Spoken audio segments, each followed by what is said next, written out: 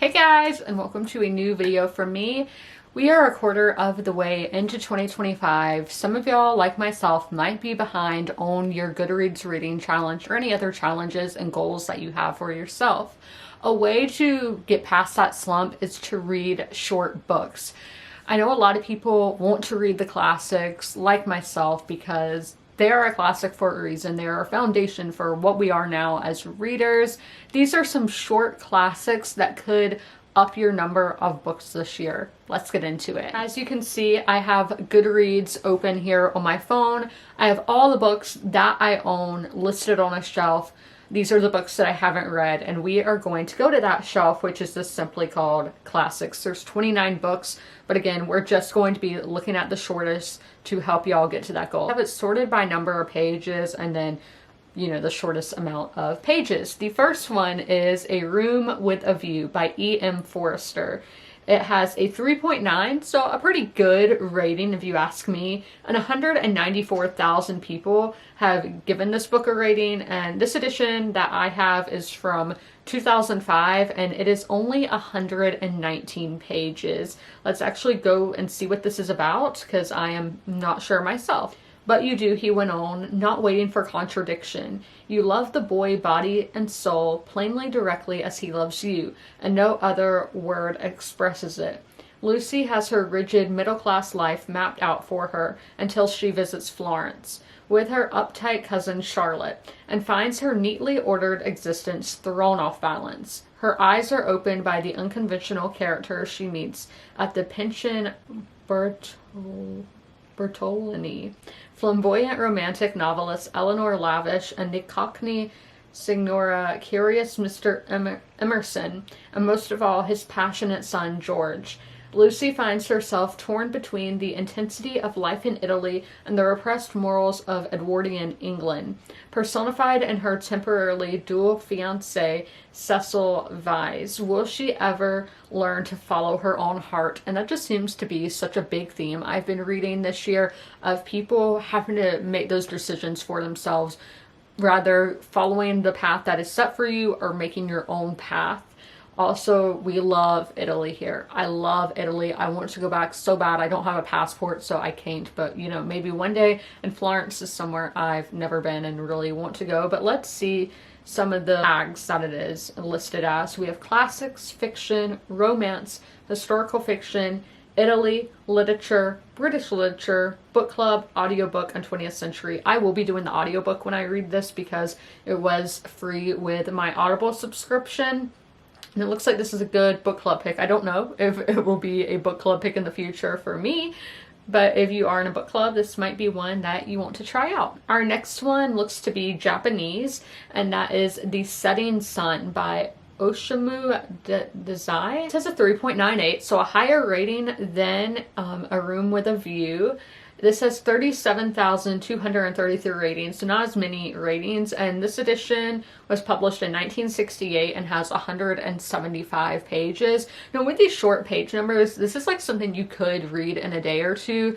I personally wouldn't want to read it all in one sitting because that would just be too much for me. These are classics, and sometimes classics can be harder to understand and not as accessible as modern books because they were written in a different time, written in a different style than books that we have today. And so these books might be short, but they might still take you a little longer to get through. But let's look at The Setting Sun here. And it is translated by Donald Keene. So we are having a piece of translated fiction. Let's see what this one is about. Oh, this is kind of a long description. The post-war period in Japan was one of immense social change as Japanese society adjusted to the shock of defeat and to the occupation of Japan by American forces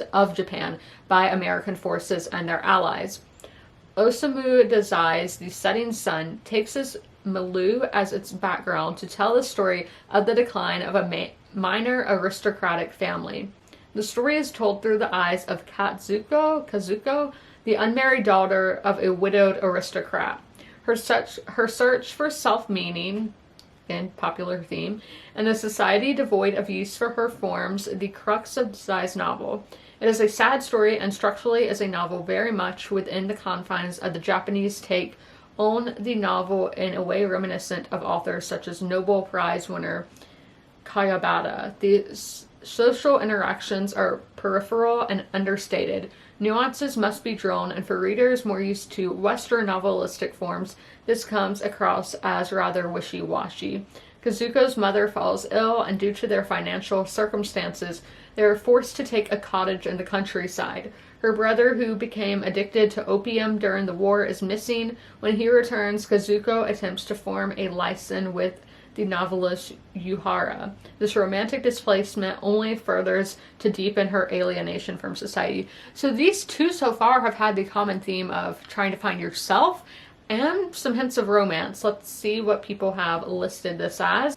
Fiction, classics, Japanese literature, Japan, historical fiction, novels, literature, Asia, and historical. So this is more of a modern classic. We went from Edwardian to post-war era. Little Women, and Bethany Snyder is the adapter, because I do have one that is like for middle grade.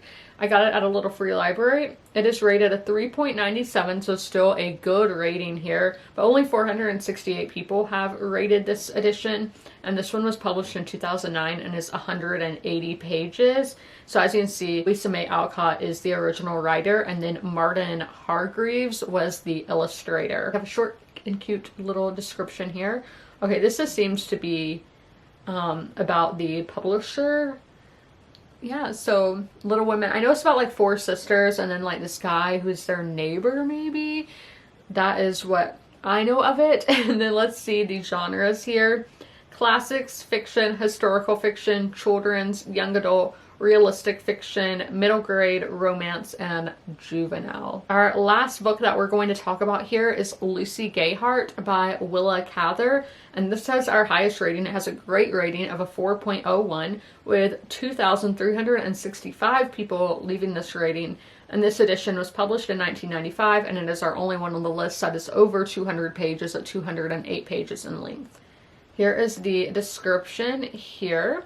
In this haunting 1935 novel, the Pulitzer Prize-winning author of My Antonia performs crystalline variations on the themes that preoccupy her greatest, the impermanence of innocence, the opposition between prairie and city, provincial American values and world culture, the grandeur, elation, and heartache that await a gifted young woman who leaves her small Nebraska town to pursue a life in art.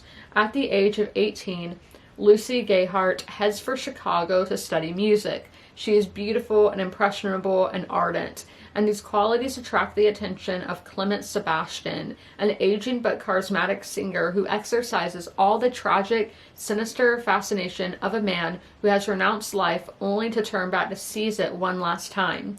Out of their doomed love affair and Lucy's fatal estrangement from her origins, Willa Cather creates a novel that is achingly lovely as a Schubert sonata. You have a lot of romance with these books, which I don't know if I was expecting that or not. I always go into things with like no expectations.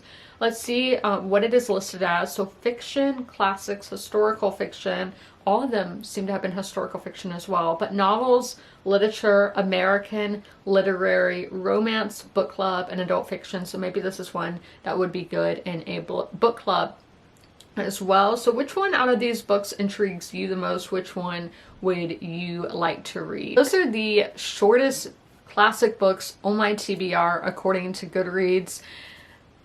I am kind of intimidated by them. Even if they're short, it's because they are classics. Classics are intimidating. They are scary. That is the genre that we focus on in April. It's been a long time since I've really loved a classic, and I'm always hoping that that experience will come soon. And hopefully with some of these, I do get that experience of loving a classic book, maybe even rating one a 5-star. It's been a very long time since that has happened.